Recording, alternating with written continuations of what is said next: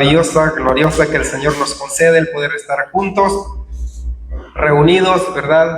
Para poder exaltar, glorificar su nombre y sobre todo alimentarnos espiritualmente a través de su palabra. Así es que quiero que busque en su Biblia, ¿verdad? Primera de Pedro, la carta del apóstol Pedro, la primera carta del apóstol Pedro.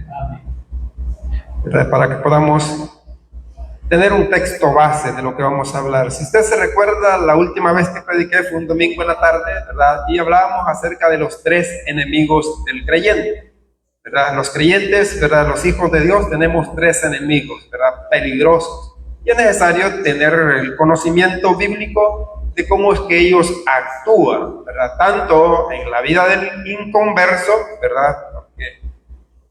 Como también en la vida nuestra. El hecho de que estemos ahora en Cristo, que es nuestra nueva posición, ¿verdad? Una posición maravillosa que el Señor nos ha concedido debido a la obra perfecta de Cristo en la cruz del Calvario, ¿verdad? Eso no significa que estos enemigos, ¿verdad?, no nos tengan en la mira, ¿verdad? No, ¿verdad? Ellos van a tratar la manera de hacer que nuestra vida, ¿verdad?, no sea una vida de adoración al Señor, o una vida en la cual podamos, ¿verdad?, exaltar y glorificar a nuestro Señor y Salvador Jesucristo, ¿verdad? Entonces van a buscar la manera de que seamos incluso infructíferos en nuestra vida cristiana, ¿verdad? Por eso es importante ver cómo ellos actúan, ¿verdad?, y cómo nos pueden perjudicar en nuestro diario vivir. Es necesario recordar, ¿verdad?, que estos enemigos ya no pueden, ¿verdad?,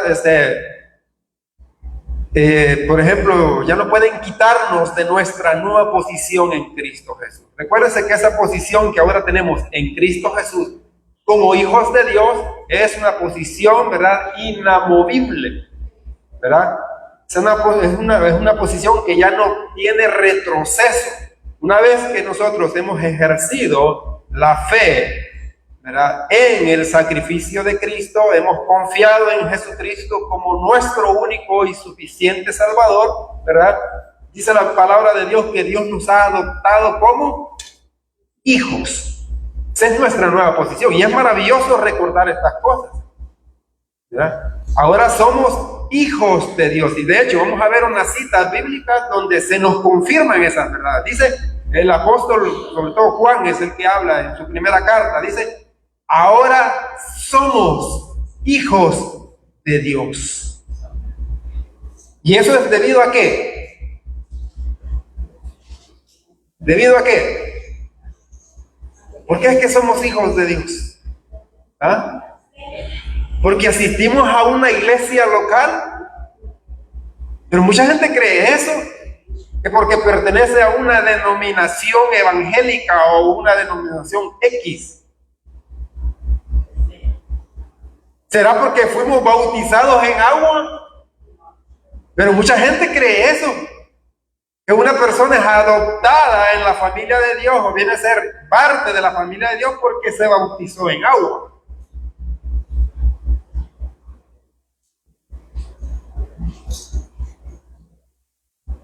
¿Será porque servimos en esta iglesia? ¿Es malo hacerlo? No, claro que no. Es bueno hacerlo, como una actitud de gratitud. De hecho, y se nos insta a eso, ¿verdad? A servirle al Señor, ¿verdad?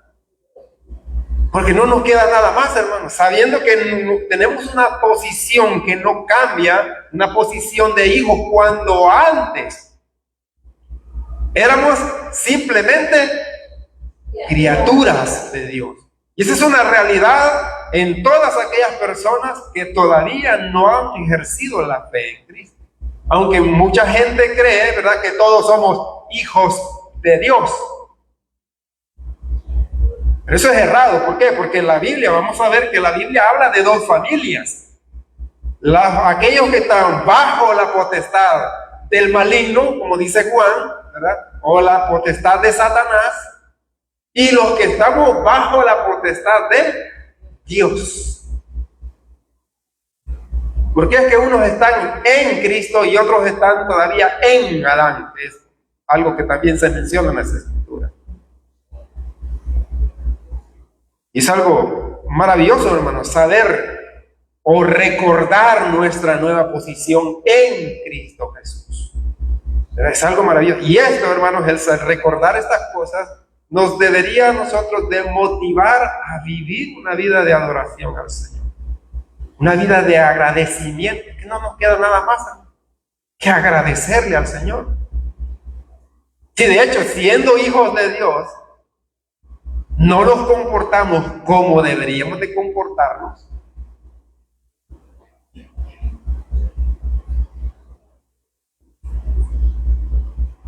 yo creo que lo único que nos queda es ser agradecidos con el Señor. Porque Dios no nos da por su misericordia el castigo que sí merecemos. Y por eso es que la Escritura dice que nuevas son sus misericordias cada mañana. Si usted y yo nos levantamos hoy y tuvimos el privilegio, hemos tenido el privilegio de ver y contemplar un nuevo amanecer y logramos salir a desempeñar nuestras labores y ahora estamos reunidos aquí, es porque realmente lo merezcamos. Porque nuevamente la misericordia de Dios nos ha dado la oportunidad de estar sobre esta tierra y haber logrado desempeñar incluso nuestras labores personales. Aunque nosotros sabemos que lo mejor para nosotros en este día hubiese sido ¿qué? ¿Ah? Le tenemos miedo. ¿Qué hubiese sido mejor? ¿Ah? ¿Morirnos? No, hermano, que es muy feo. ¿Acaso usted no tiene esa certeza y esa seguridad de que si morimos y el día que el Señor venga por su iglesia, usted va a ser resucitado? ¿Ah? Pero es que a veces tenemos ese miedo de decir, no, hermano, no me quiero morir todavía. ¿Por qué? ¿Y por qué esa inseguridad? Por la falta de conocimiento. Por eso es importante leer las Escrituras. Fíjense bien, vamos a ver, como le dije, vamos a ver en Primera de Pedro, vamos a tocar los versículos que tomábamos como base la vez pasada. Primera de Pedro, capítulo 1. Permítame, voy a sacar los ojos porque ya, cuando ya uno llega a los 80, ¿verdad? Usted sabe. Ya no Mickey Mouse. Primera de Pedro, capítulo 1. Fíjense bien. ¿Lo tienen, hermanos? Mire cómo Pedro, escribiéndole a estos creyentes que estaban sufriendo debido a la persecución, ¿verdad? Para animarlos o fortalecerlos a pesar de la situación en la que estaban viviendo, les dice esto. Fíjense bien. Primera de Pedro, capítulo 1, versículo 1 dice: Pedro, apóstol de Jesucristo, ¿a quiénes? ¿Qué son esos de expatriados? ¿Ah? Los habían expulsado de su propia nación. Así vivían estos creyentes, huyendo. Fíjense bien, a los expatriados de la dispersión. ¿En dónde estaban estos? En el Ponto, Galacia, Capadocia, Asia y Bitinia. Fíjense bien, elegidos según el ¿qué? La presencia de Dios Padre en santificación del Espíritu, para obedecer y ser rociados ¿con qué? Con la sangre de Jesucristo, gracia y paz os sean multiplicadas. Miren 3. Bendito el Dios y Padre de nuestro Señor Jesucristo, que según el ¿qué? Su gran misericordia nos hizo ¿qué? Renacer. ¿Qué es esto? Es un nuevo nacimiento. Es un nuevo nacimiento. Nos hizo renacer. Fíjense bien. Para una esperanza viva por la resurrección de Jesucristo de los muertos. Para una herencia incorruptible, incontaminada e inmarcesible, reservada en ¿dónde? En Riverside North, en la Nueva San Miguel, en la Megápolis, en la Praga de San Miguel, no, reservada en ¿dónde? En los cielos. ¿Para quiénes? ¿Para quiénes dicen? Para vosotros, que sois guardados por el poder de Dios mediante la fe, para alcanzar la salvación que está preparada para ser manifestada en el tiempo postrero. Eso habla de la glorificación, en lo cual vosotros, dice, os alegráis, aunque ahora, por un poco de tiempo, fíjense bien, si es necesario, dice, tengáis que ser afligidos en diversas pruebas, para que sometida a prueba vuestra fe, mucho más preciosa que el oro, el cual, aunque perecedero, se prueba con fuego, sea hallada ¿en qué? En alabanza, gloria y honra, cuando sea manifestado ¿quién? Jesucristo, a quien amáis sin haberle visto, en quien creyendo, aunque ahora no lo veáis, os alegráis con gozo inefable y glorioso. Si usted puede ver al principio, hermanos, Pablo, el apóstol Pedro, cuando le escribe a estos creyentes, los creyentes estaban pasando una situación muy difícil.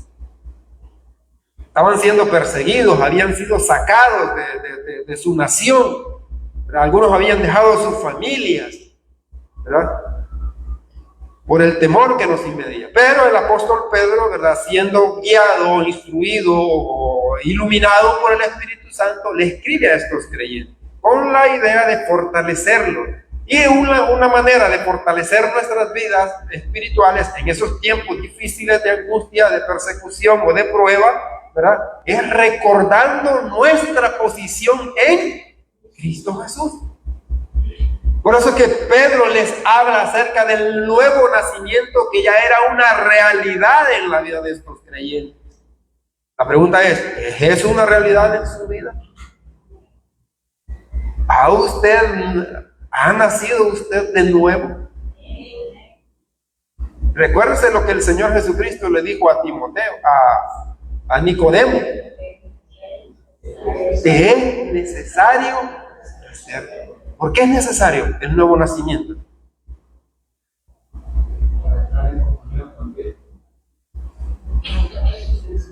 Pero hay algo antes. ¿Por qué es necesario el nuevo nacimiento?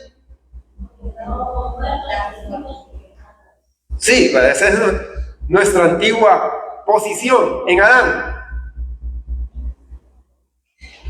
Porque el que no naciere de nuevo, le dijo el Señor Jesucristo a Nicodemo, no puede, ¿qué? No puede entrar al reino de los cielos. Es necesario el nuevo nacimiento. Por eso es que aquí siempre vamos a recordarle el Evangelio. Siempre le vamos a recordar eso, siempre vamos a insistir en el Evangelio. ¿Por qué? Porque es a través del Evangelio, cuando nosotros oímos el Evangelio, entendemos el Evangelio y creemos en lo que Jesucristo hizo una sola vez y para siempre. ¿Qué fue lo que Él hizo? ¿Qué fue lo que Cristo hizo una sola vez y para siempre?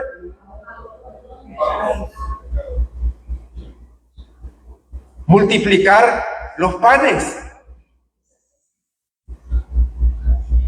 Eso es lo que hizo Jesucristo una vez, una sola vez, no, lo hizo dos veces. Pero la gente, ¿qué es lo que recuerda de Cristo?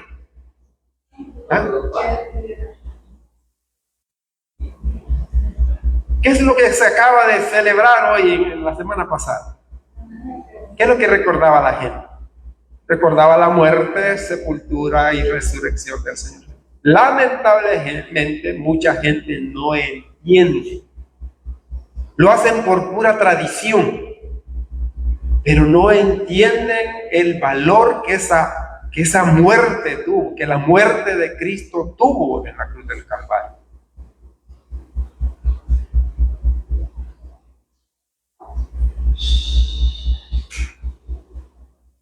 Cristo vino a morir para pagar por todos los pecados de toda la humanidad, de todos los tiempos. Una deuda que usted y yo no podemos cancelar, es imposible, por mucho que nos esforcemos. Solamente el Señor Jesucristo tenía la capacidad de pagar todos los pecados de toda la humanidad, de todos los tiempos. ¿Por qué razón? Exacto, Él es Dios. ¿Realmente lo cree usted? ¿Es Jesús Dios? ¿Podía usted comprobarlo bíblicamente?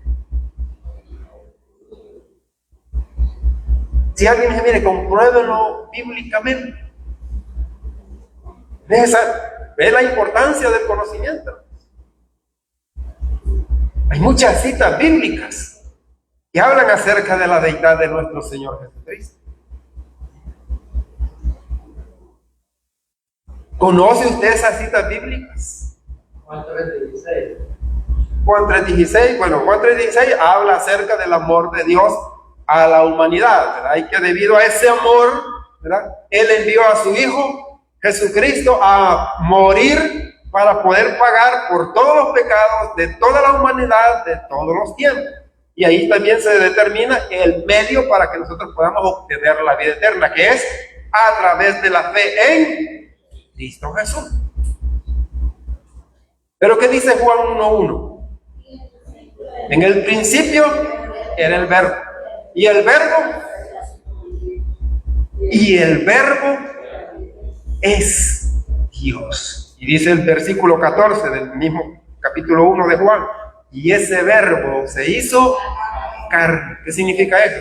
O sea, que Dios tomó forma humana. ¿Con qué propósito? Para pagar por todos los pecados de toda la humanidad, de todos los tiempos. ¿Y por qué se repite tanto esto? Porque a nosotros nos cuesta creer que ese sacrificio era necesario. Porque todavía hay gente que sigue creyendo que puede salvarse a través de su propio esfuerzo. Y que la fe en Cristo, así como nosotros la predicamos y decimos que solamente es por la fe en Cristo la salvación, ellos piensan que es algo muy fácil. Ese es el diseño de Dios, hermano. No lo hemos inventado nosotros. Dios lo diseñó de esa manera. Por eso Cristo le decía a sus discípulos: es necesario que el Hijo del Hombre muera y sea crucificado. ¿Qué dijo Pedro? No, Señor, que no te acontezca tal cosa. Y usted sabe la reprensión que se llevó, ¿verdad? Apártate de mí, Satanás.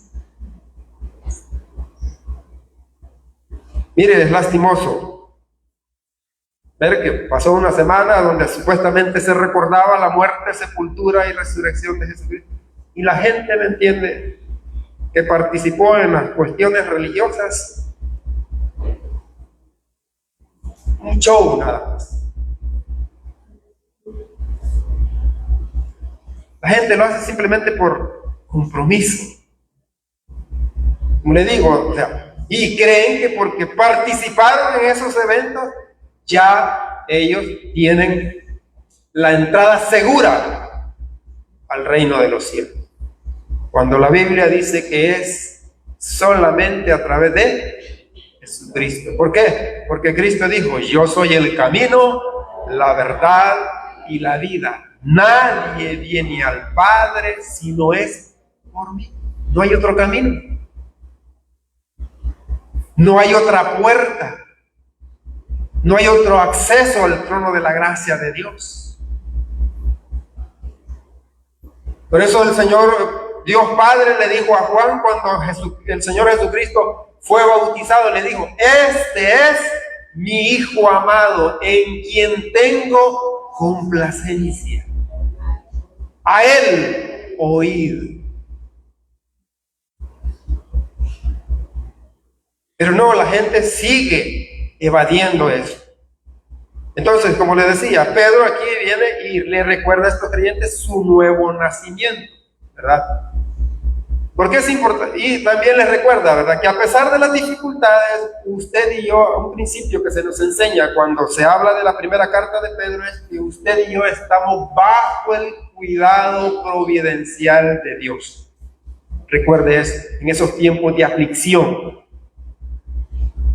Como hijos de Dios, usted y yo estamos bajo el cuidado providencial de Dios. Somos sus hijos. Por eso hay muchas promesas. Por ejemplo, una que está en Salmos, a mí me gusta mucho, que decía el escritor, David decía, que los ojos de Jehová están ¿sobre quiénes? Sobre los justos. Y atentos sus oídos al clamor de ellos. ¿Conocía usted esa promesa?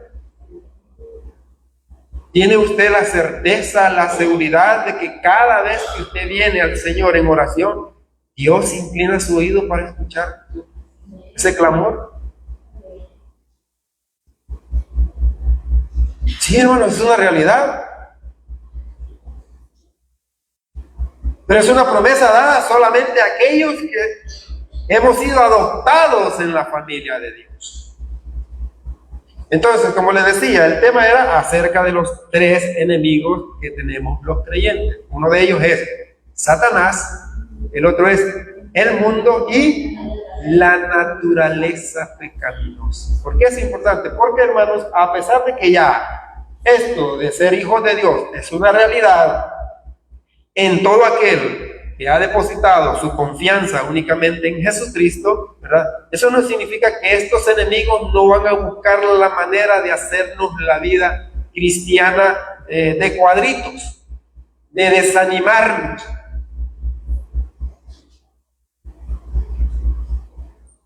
Y es allí donde a veces nosotros nos descuidamos en nuestra vida espiritual y ignoramos acerca de cómo actúan estos enemigos. Por eso es que a veces algunos creyentes, ¿verdad?, desertan de la vida cristiana. Porque Satanás, hermanos, es muy astuto. Es un enemigo, fíjense, Satanás es el enemigo inteligente que nosotros tenemos. Y muchos de nosotros ignoramos cómo es que él actúa, aun a pesar de que la Biblia, Dios en su palabra, nos da suficiente información para conocerlo.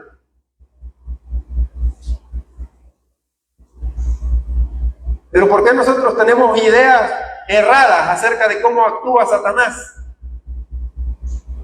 ¿Cuál es la razón?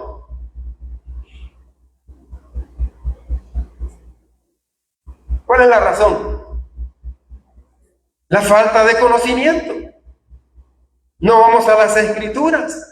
¿Por qué? No tenemos tiempo. Esa es la excusa que mayormente ponemos.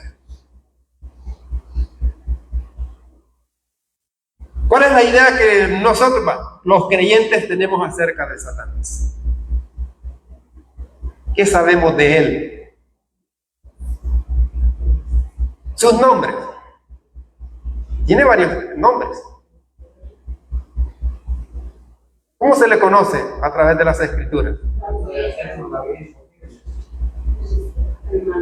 El maligno. ¿Qué otro nombre? Lucifer. ¿Qué otro nombre? Luzbel. El inicuo. El príncipe de las tinieblas. En Juan se le llama el padre de mentira. O sea, que significa que es mentiroso. Y muchas veces nosotros caemos en sus mentiras, ¿sí o no? ¿Por qué? Porque ignoramos la verdad. Por eso el Señor Jesucristo dijo, y conoceréis la verdad os hará libres.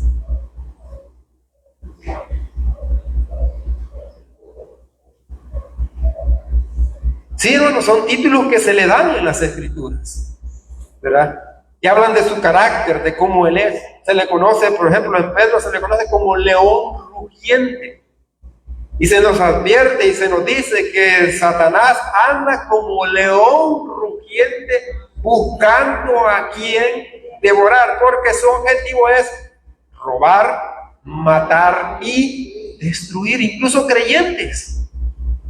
A pesar de que él ya no puede hacer nada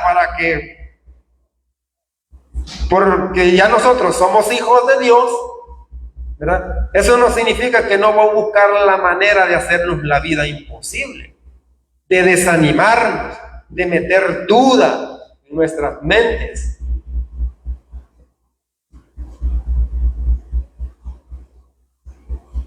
Si Satanás es perverso, hermanos, miren lo que dice, por ejemplo,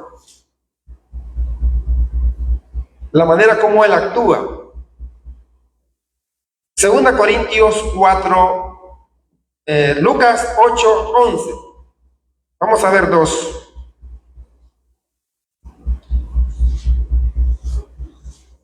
Lucas 8, 11. ¿Lo tienen? Vea lo que dice el Señor. En Lucas se habla acerca de la parábola del sembrador y cómo él actúa. Fíjense, vamos a ver cómo él actúa, tanto en los inconversos como en los creyentes. Fíjense bien, ¿qué hace con los inconversos? Fíjense bien, ¿cuál es su primer objetivo? Lucas 8 del 11 al 12 dice: esta es pues la parábola, la semilla es la palabra de Dios, y los de junto al camino son los que oyen, y luego viene ¿quién? El diablo, ¿y qué hace? Y quita de su corazón la palabra, ¿para qué? Para que no crean y se salven.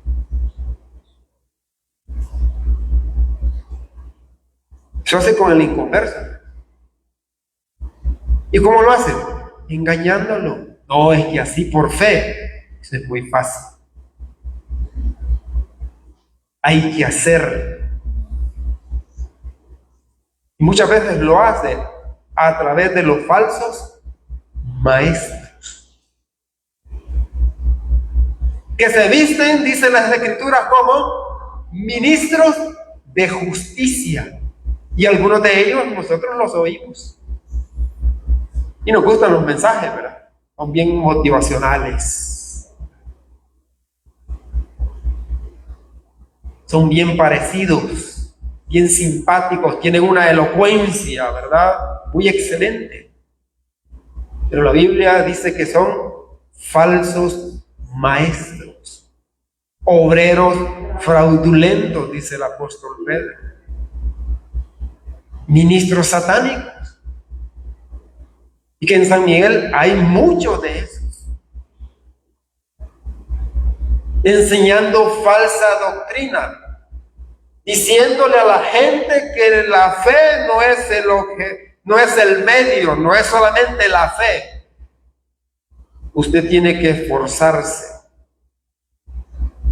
tiene que asistir a la iglesia, tiene que servir, tiene que diezmar, tiene que bautizarse, poniendo requisitos que en la Biblia, algunos son bíblicos, ¿verdad? ¿Es malo servir, hermanos? ¿En la iglesia? No. ¿Es importante leer las Escrituras? Sí. ¿Es bueno que usted se bautice en agua? El que no lo ha hecho. Sí, es un mandamiento para los creyentes. Pero en la Biblia el único medio establecido para la salvación es la fe sola en Jesucristo. El problema es cuando nosotros a veces utilizamos otras cosas que no han sido diseñadas como medio para la salvación, como por ejemplo asistir a la iglesia. Y no es que no le esté diciendo, miren, no vengan a la iglesia, porque algunos podemos tomar ese camino. El hecho de que el venir al asistir a la iglesia no es el medio para ser salvo, no significa que usted ya no va a venir a la iglesia.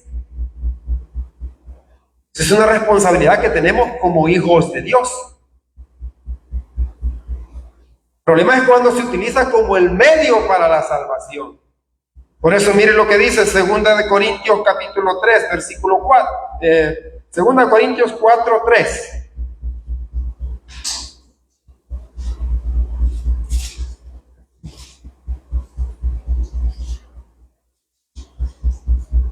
¿Lo tienen?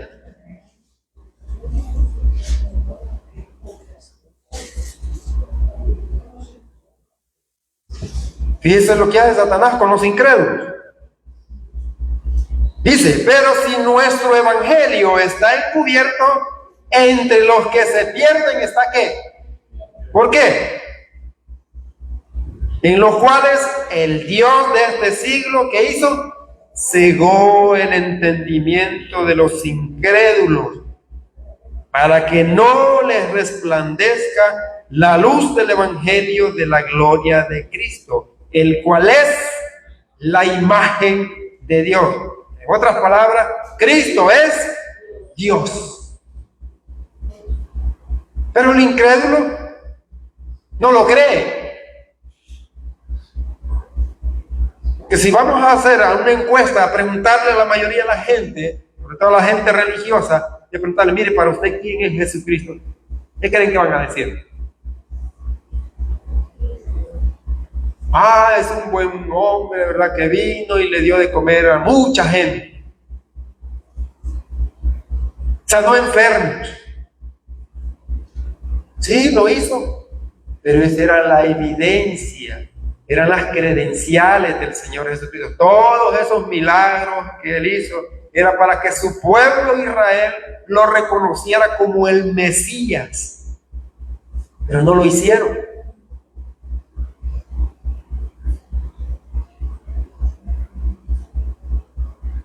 ¿Por qué? Porque Satanás les había cegado ¿el qué? El entendimiento. ¿Puede haber alguien aquí, hermanos, que tenga cegado el entendimiento y que no crea todavía en Cristo Jesús? Sí. Y puede estar sirviendo dentro de la iglesia y aún así ser un incrédulo. ¿Qué cree usted? Sí, es posible. Es posible. Satanás es muy astuto, es muy inteligente.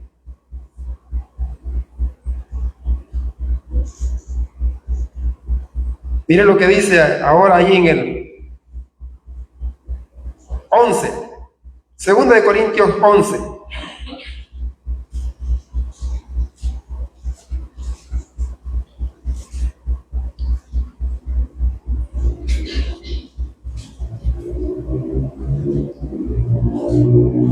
Versículo 3, ¿lo tienen? ¿Qué dice el apóstol?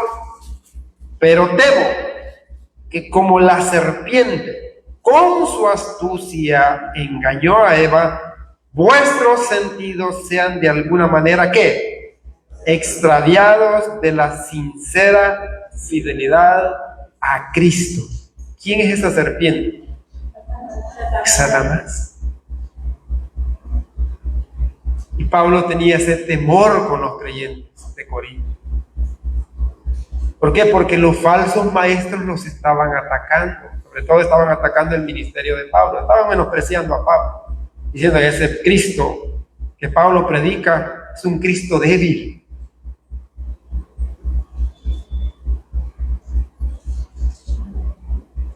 Por eso Pablo les advierte a estos creyentes y dice, miren, le está advirtiendo a creyentes, pero temo que como la serpiente con su astucia engañó a Eva, vuestros sentidos sean de alguna manera extraviados de la sincera fidelidad a Cristo. Está hablando a creyentes, hermano. Usted y yo no estamos exentos de caer en el engaño satánico. ¿Y cómo podemos detectar la falsa doctrina? ¿Ah?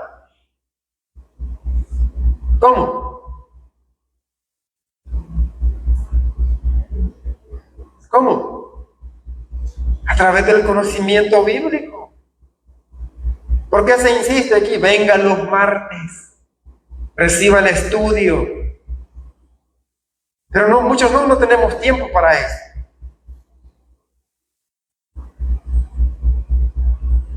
Y nos justificamos diciendo, no, si eso ya yo lo sé. Sí, es cierto, puede ser que ya lo sé, que ya lo sabemos. Que tal vez lo que se está enseñando ya lo aprendimos una vez. Pero siempre hay algo nuevo que aprender, sobre todo en las cosas espirituales, hermano. Nunca terminamos de aprender. Porque Pablo siempre repetía lo mismo.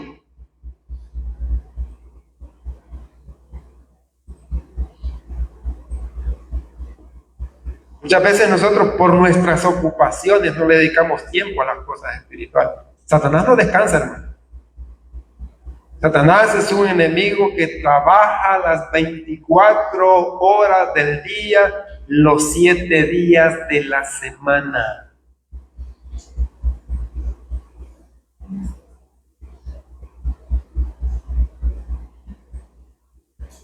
Por eso se nos manda a nosotros como hijos de Dios. Crezcan en la gracia y en el conocimiento de nuestro gran Dios y Salvador Jesucristo. Porque Pablo le decía a los creyentes de Éfeso, hablando de la guerra espiritual, fortaleceos en el Señor y en el poder de su fuerza. ¿Por qué ese mandamiento? Para que podáis estar firmes contra las acechanzas del diablo. Dice fortaleceos. Eso es todos los días, hermano. Utilizando los recursos inagotables que Dios nos ha dejado en su gracia. Y Pablo, para que estos creyentes de Éfeso entiendan cuáles son esos recursos, comienza ¿qué? A describir el ¿qué? La armadura que Dios nos ha otorgado. Tenemos la espada del Espíritu. ¿Cuál es?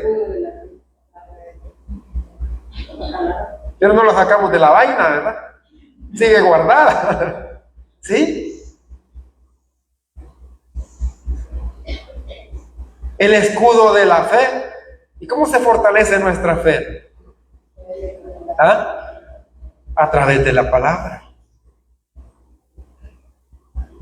Porque la fe viene por el oír. Y el oír, la palabra de Dios. Sí, eso lo sabemos. Pero ¿y en el diario vivir?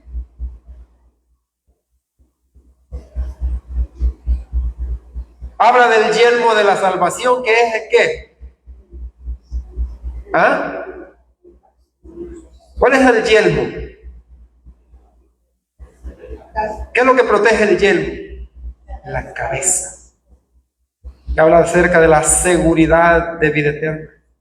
Pónganse, dice, la coraza de justicia. Eso tiene que ver con nuestro testimonio, nuestra manera de andar, nuestra manera de hablar. Recuérdese, usted y yo somos embajadores del Señor Jesucristo. Calzados los pies ¿con qué? Con el apresto del Evangelio de la paz. Que eso se nos manda que prediquen el Evangelio, dicho de otra manera. Pero es algo que tenemos la oportunidad de hacerlo todos los días que pasan. No lo hacemos. Porque Satanás es astuto, ¿verdad? Y dice, no, ese no te va a creer. ¿A qué no perdas tiempo con él? No es de los elegidos. Está muy de moda eso, ¿verdad? ¿Sí? ¿Somos negligentes en nuestras responsabilidades espirituales? ¿O estamos muy ocupados? Satanás también, ¿verdad? Nos perjudica a nosotros a través de las tentaciones. ¿Recuerda las tentaciones que le lanzó el Señor Jesucristo? ¿Qué le dijo? Una de ellas le dijo, si eres hijo de Dios, y que estas piedras se conviertan en pan. Entonces sí, necesitamos trabajar, ¿no? ¿Es necesario trabajar? Sí, porque la Biblia dice que el que no trabaja, que no coma. El problema es que nosotros nos afanamos demasiado.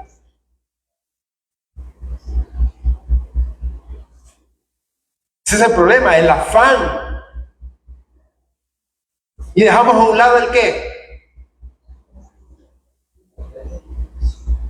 Las cosas espirituales. Por eso Cristo decía, no solamente de pan vivirá el hombre, sino de toda palabra que sale de la boca de Dios. Así como tenemos necesidad del alimento, también es necesario alimentarnos espiritualmente. Y en Salmos a la palabra se le compara ¿con qué? Con una lámpara, con miel. Pedro dice, desead como niños recién nacidos la leche espiritual no adulterada. ¿Para qué? Para que por ella crezcáis para salvación. Es necesario el crecimiento, hermano. Pero ese crecimiento espiritual no lo vamos a lograr si no es a través de la palabra de Dios. Es importante. Y Satanás es muy astuto. Ahora, ¿cuál es el otro enemigo? El mundo. ¿Qué dice la Biblia acerca del mundo? Según Primera de Juan, dice Juan en el capítulo, en su primera carta, capítulo 5, dice que el mundo está bajo el maligno. Leámoslo, porque dice hay otra cosa más que me llamaba la atención en esta tarde. Fíjense bien, Primera de Juan, capítulo 5.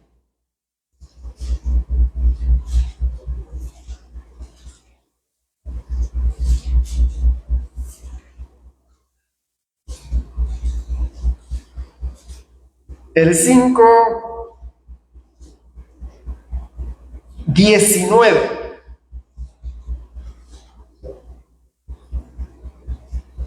¿Qué dice el apóstol Juan a los creyentes? Fíjense bien, 5:19. Dice, sabemos que somos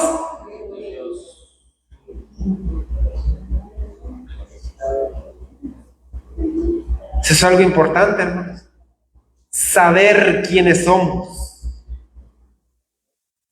Dice, sabemos que somos de Dios y el mundo está bajo el maligno. Ese versículo, hermanos, si usted puede ver, habla de dos familias. La familia de Dios y la familia de Satanás. ¿En cuál está, sabe usted que está? ¿Realmente está dentro de la familia de Dios? ¿Está usted seguro? ¿Cuál es la razón de ello? ¿Por qué Dios sabe usted que realmente es hijo de Dios? ¿Ah?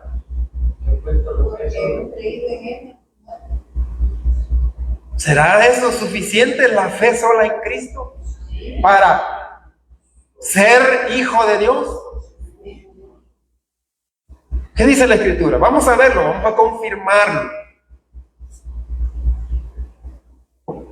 Versículo 1 del mismo capítulo 5. ¿Lo tienen? ¿Qué dice?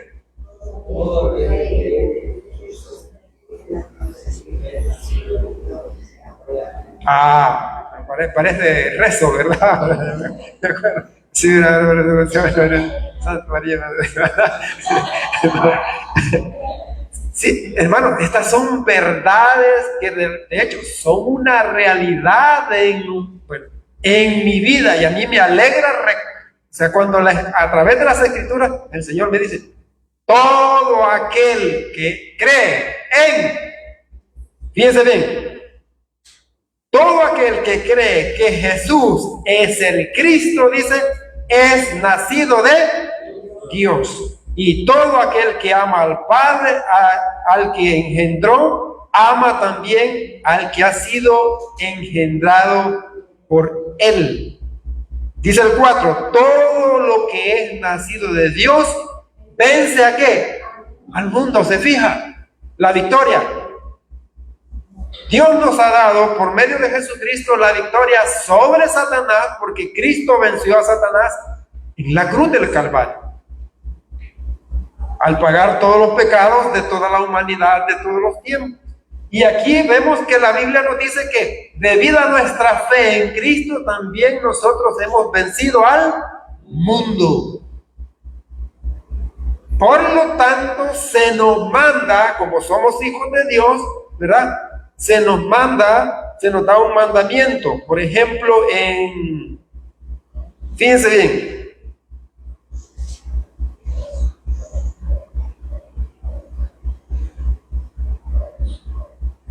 se nos dice en 1 de Juan, más atrás, en el capítulo 2.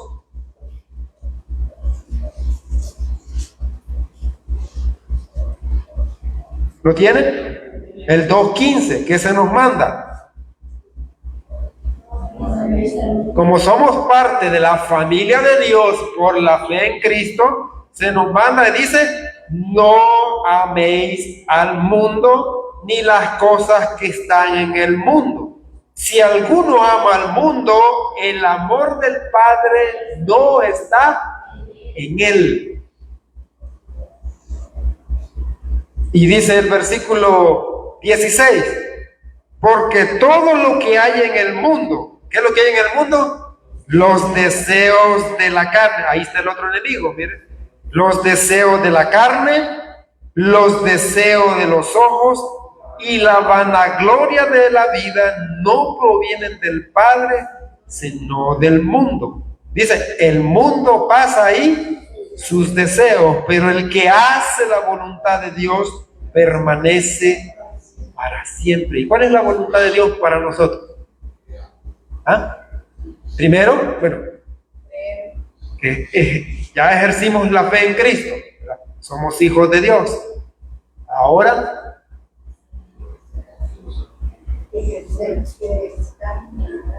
que crezcamos en la gracia y en el conocimiento. O sea, que vivamos la vida cristiana de la manera en que fuimos salvos. ¿Cómo hemos sido salvados? Por la fe. ¿Cómo se vive la vida cristiana? Por fe.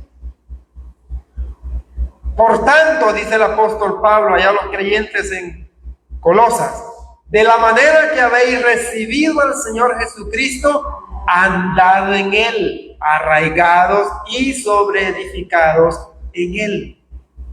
Se es salvo por la fe sola en Cristo Jesús y se vive la vida cristiana de la misma manera, por la fe, en dependencia de el Espíritu Santo a través de la palabra de Dios.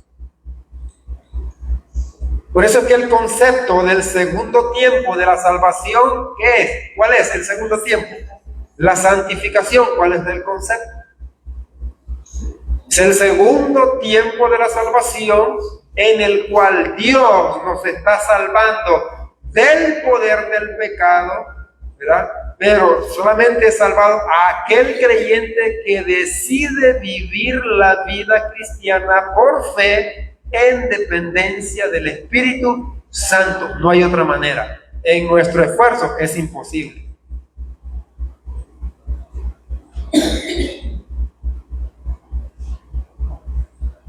No se puede vivir la vida cristiana en nuestro esfuerzo personal.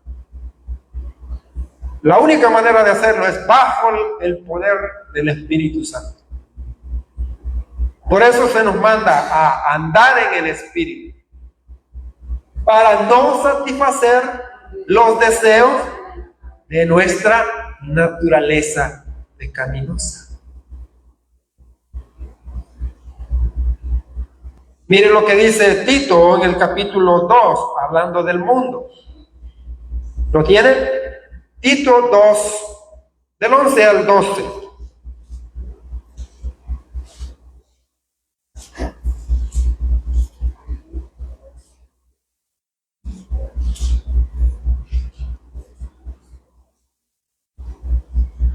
¿Tiene Tito? Capítulo 2, versículo 11 dice, porque la gracia de Dios se ha ¿qué? Manifestado ¿para qué?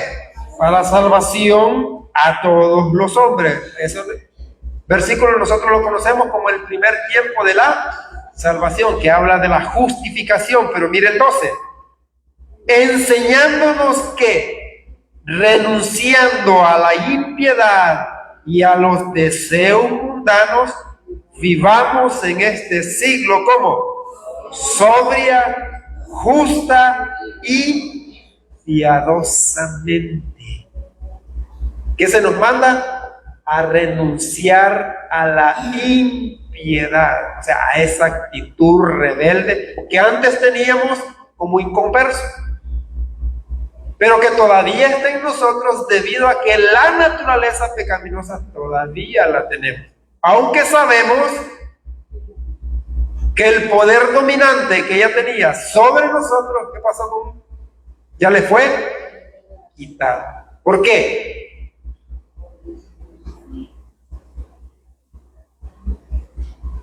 ¿Por qué?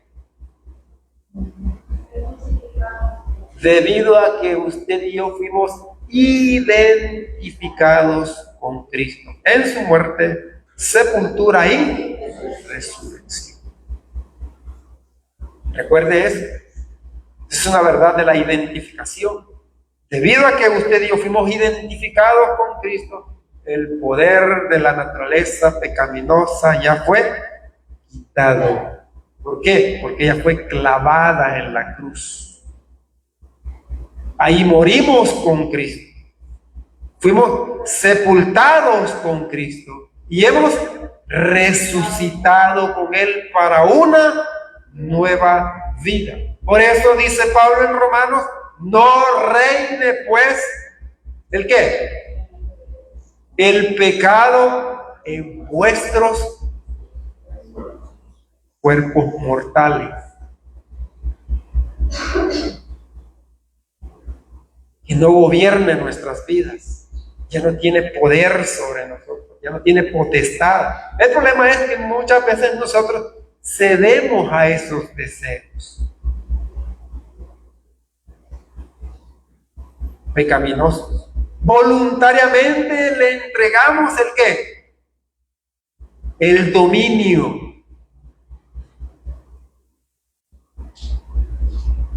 Ella solamente nos seduce, mira, hace esto. Pero usted y yo decidimos ceder el dominio de nuestra vida al Espíritu Santo o a la naturaleza pecaminosa. Y aquí se nos manda, renunciemos a la impiedad y a los deseos mundanos. Dice, y vivamos en este siglo como sobria, justa y piadosamente. ¿Cómo se logra eso? Solamente a través del Espíritu. No hay otra manera. Es la única manera en la cual usted y yo podemos vivir la vida cristiana de una manera victoriosa. Una vida que sea agradable al Señor. Por eso que decía Pablo allá en Romanos capítulo 12. Os ruego, fíjense bien, hablando Pablo de la vida cristiana a los creyentes en Roma. Os ruego, hermanos, por las misericordias de Dios, que presentéis vuestra vida, ¿en qué? En sacrificio vivo.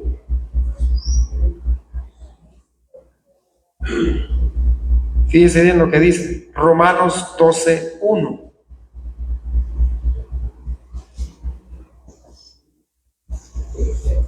Así que, hermanos, os ruego, fíjense bien, por las misericordias de Dios, que presentéis vuestros cuerpos en sacrificio vivo, santo, agradable a Dios, que es vuestro culto racional. Dice, no os conforméis a este siglo, sino transformaos por medio de la renovación de vuestro entendimiento. ¿Qué entiende usted por eso? ¿Qué está diciendo en otras palabras el apóstol? ¿Hacia dónde nos está mandando? ¿Ah? ¿Cómo renovamos nuestro entendimiento?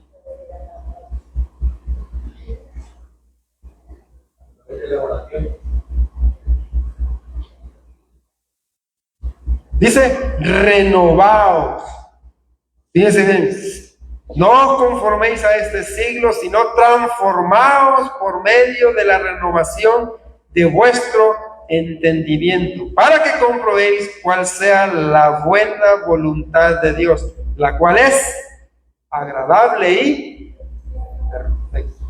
¿Cómo se renueva nuestro entendimiento? A través de la palabra de Dios. Por eso Pablo le decía a los creyentes en Colosas que la palabra de Cristo more en abundancia en vuestros corazones. Pedro decía, crezcan en la gracia y en el conocimiento de nuestro gran Dios y Salvador Jesucristo. Desead como niños recién nacidos la leche espiritual no adulterada, para que por ella crezcáis para salvación. Recuérdense, esos enemigos están activos todavía. Y la única manera de poder salir victoriosos es fortaleciéndonos en el Señor. Porque Pablo le decía a Timoteo cuando le escribe en su primera carta, Timoteo, fortalécete en la gracia. Fortalécete en la gracia. ¿Cómo nos fortalecemos? Escudriñando las Escrituras. Es importante, hermanos. Es la única manera. Bajo la dependencia del Espíritu Santo es la única manera en la cual nosotros podemos vivir dignamente. Por eso Pablo, cuando oraba por los creyentes en Colosas, pedía esto. Miren, Colosenses capítulo 1, versículo 9. Miren lo que Pablo pedía al Señor por estos creyentes. Colosenses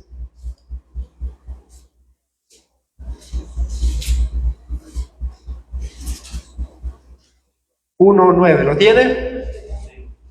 Por lo cual, dice Pablo, también nosotros, desde el día que lo oímos, no cesamos de orar por vosotros y de pedir. ¿Qué pedía Pablo por estos creyentes? Que seáis llenos del conocimiento de su voluntad en toda sabiduría e inteligencia espiritual. ¿Cuál es el propósito? Para que andéis como es digno del Señor, agradándole en todo, llevando fruto en toda buena obra y creciendo en el conocimiento ¿de quién? De Dios, fortalecidos con todo poder conforme a la potencia de su gloria, para toda paciencia y longanimidad. Ese era el deseo de Pablo, esa era la petición de Pablo por estos creyentes que estaban siendo también atacados por los falsos maestros. Su fe estaba siendo perturbada. Y de hecho, yo siempre le digo, esta debería de ser una petición personal de cada uno de nosotros. Y es algo que nos va a negar el Señor, hermanos. ¿Cree usted que esto es agradable al Señor, esa petición? Claro que sí. Eso es lo que Dios quiere, que nosotros podamos crecer en la gracia, para que podamos ser fieles representantes suyos, estando sobre esta tierra. Muy bien, quedamos hasta aquí. Así es que voy a invitar a nuestro hermano Diego, ¿verdad?, para que pueda llevarnos con el tiempo de los testimonios